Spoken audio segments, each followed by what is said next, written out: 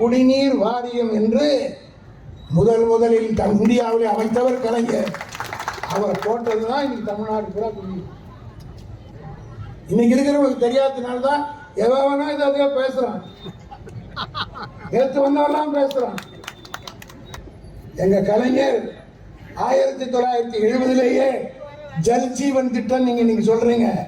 குடிநீர் வடிகால் வாரியம் என்பதை 70 வருடத்துக்கு முன்னாலே அமைத்து காட்டிய தலைவர் திமுக தலைவர் கலைஞருக்கு நான் சொன்ன பாராளுமன்ற சினிமாவில் நேற்று வேஷம் போட்டு வந்துட்டு வரலாம், திடீர்னு இதெல்லாம் தெரியும். அவன் பிறந்திருக்கவே மாட்டான் அதெல்லாம் இருக்கும்போது.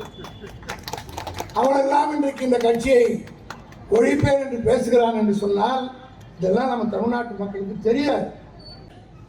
ஒரு 6 அடி இடம் மெரினாவில் கேட்ட போது அல்பைக்கு வாழ்வு வந்தால் அர்த்தராத்திரியை கொடைபிடிப்பதைப் போல இந்த கல் நெஞ்சம் படைத்த எடப்பாடி